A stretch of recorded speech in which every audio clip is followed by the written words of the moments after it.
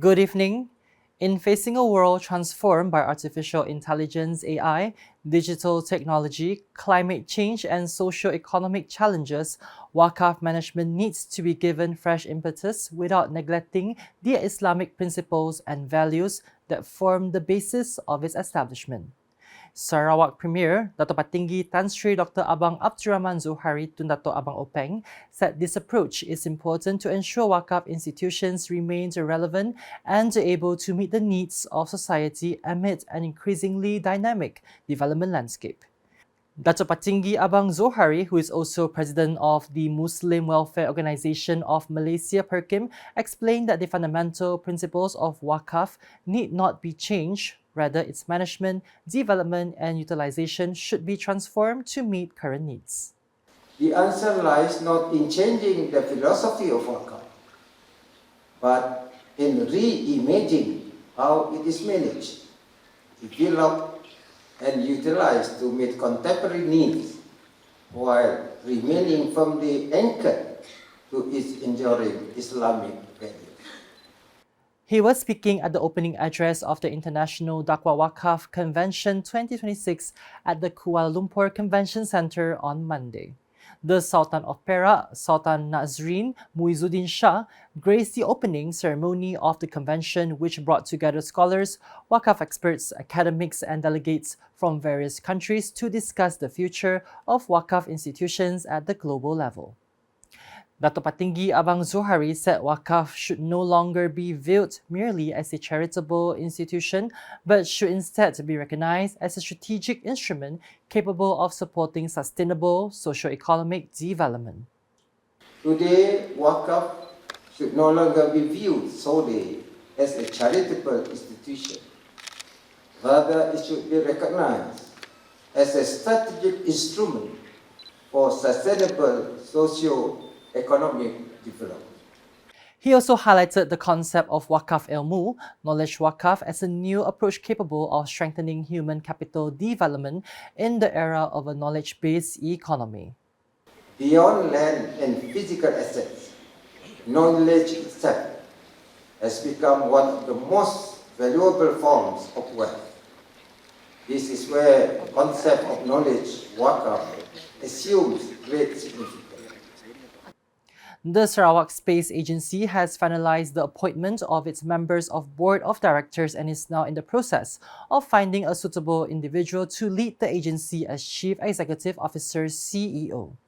Minister for Utility and Telecommunications Dr. Sri Julaihi Narawi said that several applications for the position have been received and the selection process is underway. We also have formed Sarawak Aerospace Agency, which is under the ministry. So this is the beginning. We are still, I think, board of directors has been formed. So we are looking for a CEO. Yeah. In fact, I think we received quite a number of applications, and we should be able to have one before the end of the year.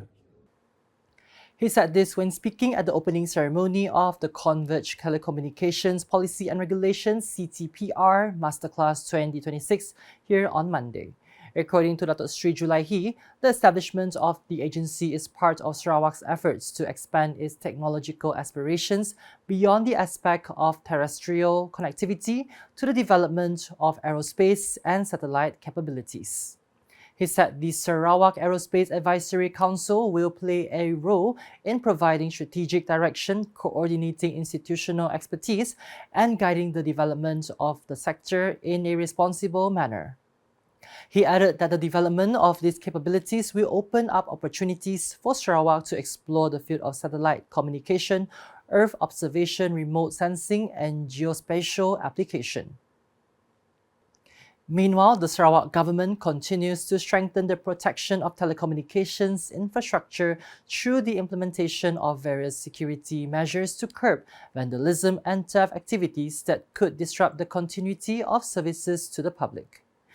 Minister of Utility and Telecommunication Dato Sri Julaihi Narawi said the effort is being carried out continuously through the Anti-Vandalism Committee established by his ministry involving cooperation from various relevant agencies. He said this during a working visit to the Sarawak Multimedia Authority Rural Telecommunications Smart Tower site at Sungai Raya on Saturday. He added that at the Sungai Raya site, the chain link perimeter fencing has been upgraded to a brick wall fitted with wire fencing, while the entrance gate has been replaced with a sturdier, galvanized steel gate to prevent intrusion, vandalism, and theft. He also revealed that a total of 726 cases of vandalism involving telecommunications infrastructure were recorded throughout Sarawak in 2025, with estimated losses of 8.99 million ringgit, while Sarike Division recorded 28 cases involving losses of about 314,534 ringgit and 42 cents. In this regard, he called on the community to jointly protect public assets by reporting any suspicious activity to the authorities to ensure the telecommunications network remains stable and unaffected.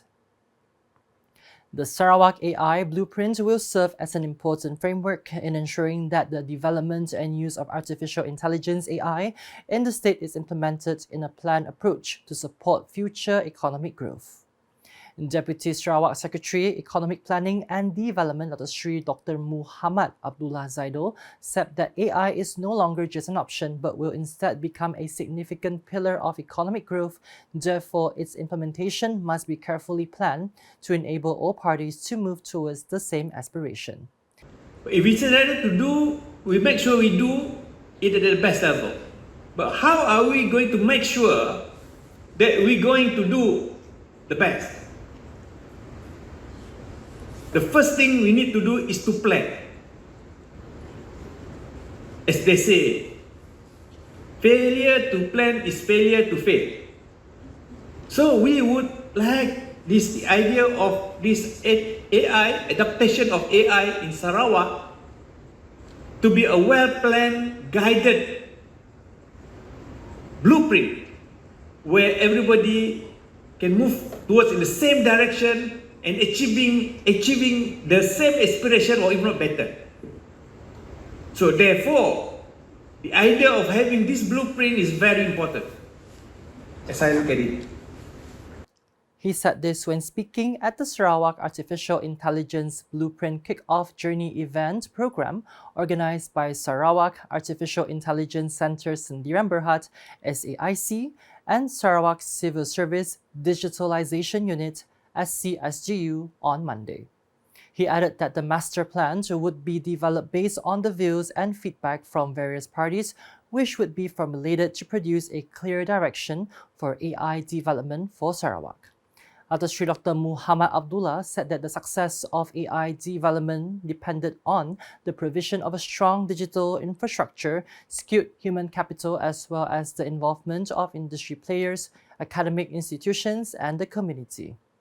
He also stressed that the framework of the master plan needed to be developed transparently to ensure the fair participation of all parties. The Kuching South City Council MBKS remains committed to empowering the active aging agenda by providing various cultural, health, and recreational programs to ensure senior citizens remain healthy, active, and continue to play a role in community development. MBKS Mayor Dato' Wee Hong Seng said that the effort is in line with MBKS commitment to develop a senior citizen-friendly city, thus creating an environment that supports the well-being and active involvement of the targeted group in the community. According to him, active aging does not only emphasize physical health aspects but also involves social participation, lifelong learning, and close relationships in the community. He said this while speaking at the folk dance show in conjunction with the 2026 Kuching Festival here on Sunday. In the meantime, he said the organization of the folk dance show, which has been part of the Kuching Festival for over 20 years, continues to serve as a platform to foster unity through art, culture, and friendship.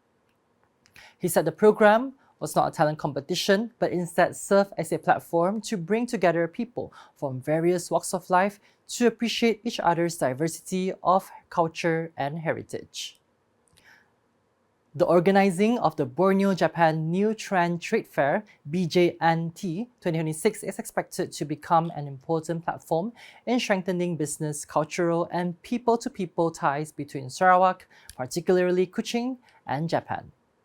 MBKS Mayor Datuk Wee Hong Seng said the inaugural expo will be held from August 15 to 16 at Vivacity Mega Mall Kuching as one of the events under this year's Kuching Festival celebrations.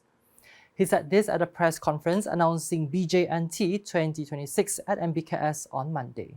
Among the main attractions is an appearance by international cosplay star Haken, who is also a Tokyo tourism ambassador, through a fan to meet and greet session, an interactive stage segment, photography, and Q&A session with visitors on the first day. Over the 2 days, a business matching B2B session will also be held to connect Sarawak's small and medium enterprises, SMEs, and creative industry players with Japan-related brands and regional distributors. The exhibition will run from 9 a.m. to 5 p.m. on both days, with tickets priced from 20 ringgit, and members of the public are encouraged to register early. And that's the English edition with me, Philip Yeoh. More news can be found in our official portal, ukas.sarawak.gov.my, and social media platforms including Facebook and YouTube. Ending the UKAS bulletin with a special video showcase of the second place winner in the school category of the TikTok Challenge 2.0 2026. Hashtag Saluran Informasi Rakyat. Have a good night.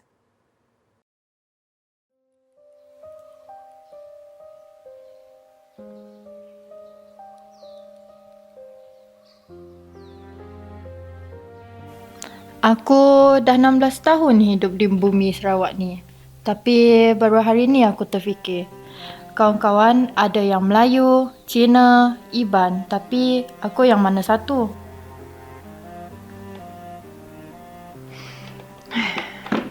Ibu, sebenarnya kita ni asal keturunan apa? Kenapa tanya tiba-tiba? Kawan-kawan semua tahu asal keturunan mereka. Meme pun nak tahu juga. Itu gambar salah silap keluarga kita. Iban, Cina, Bidayo, Melanau, Lumbawang, India. Jadi aku ni campur macam-macam lah. Iya.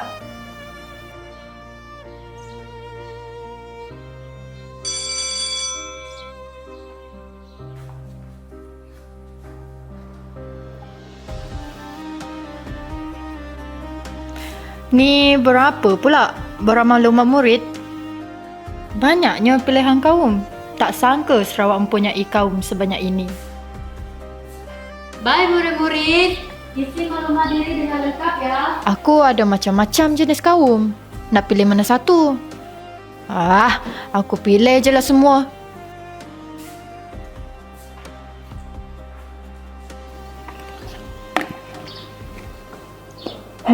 Sebenarnya aku ni kaum apa?